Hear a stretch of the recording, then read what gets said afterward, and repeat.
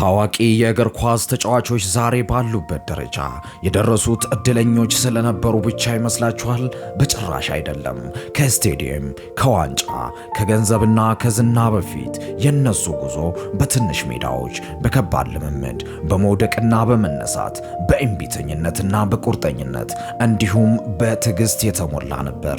የስኬት እውነተኛ ጉዞ እንደነ ክርስቲያኖ ሮናልዶ፣ ሊዮኔል ሜሲ፣ ሳዲዮ ማኔ፣ ሙሐመድ ሳላ ያሉ ተጫዋቾች የራሳቸው የተለየ ታሪክ አላቸው። ግን አንድ የሚያደርጋቸው እነሱ ሁሉም የሚከተሉት ትልቅ ትምህርት አለ። ችሎታ በርን ሊከፍት ይችላል፣ ጽናት ግን ወደፊት ያራምዳል። ትምህርት አንድ፣ ባለ ነገር ጀምር። ገንዘብ የለኝም፣ ግንኙነት የለኝም፣ ጥሩ መሳሪያ የለኝም፣ ተስማሚ ሁኔታ ወይም አየር የለም። እነዚህ ሁሉ የምንሰማቸው ምክንያቶች ናቸው። ግን ሁሉም ነገር ፍጹም እስኪሆን ብትጠብቅ ምናልባት መጀመርህ ይዘገያል። በትንሹ ጀምር፣ ተማር፣ ተለማመድ፣ ቀን በቀን ራስህን አሻሽል። ትምህርት ሁለት፣ ውድቀት የጉዞው አካል ነው። አንድ ተጫዋች እያንዳንዱን ጨዋታ አያሸንፍም። ይሳሳታል፣ ይሸነፋል፣ እድሎችን ያጣል፣ ትችትም ይደርስበታል። ግን አንድ መጥፎ ጨዋታ ሙሉ ህይወቱን አይወስንም። አንተም በህይወት ውስጥ ስትወድቅ ያ ማለት ጉዞ አብቅቷል ማለት አይደለም። ከስህተትህ ተማር፣ እንደገና ተነስ።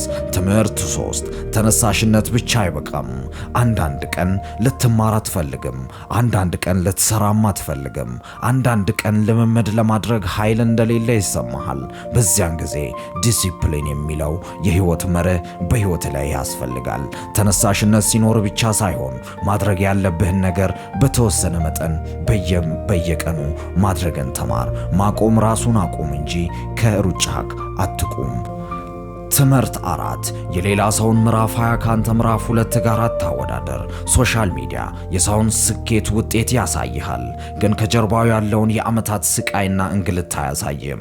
ዛሬ የምታያቸው እነዚህ ታዋቂ ተጫዋቾች ትናንት ማንም የማያውቃቸው ተራ ሰዎች ነበሩ።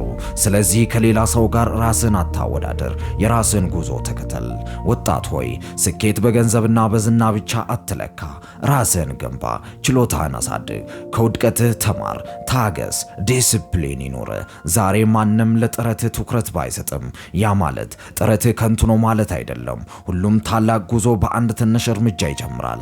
ዛሬ ያለህበትን ሁኔታ የመጨረሻ መድረሻ አርጋ አታስብ። እየተማርክ ቀጥል፣ እየሰራ ቀጥል፣ እየተሻሻልክ ቀጥል። አንድ ቀን ዛሬ የምታልፈው ትግል ለሌላ ሰው የሚያነሳሳ የህይወት ታሪክ ሊሆን ይችላል። አመሰግናለሁ። ይሄ ሳኮል ሬዲዮ 90.62 ነው።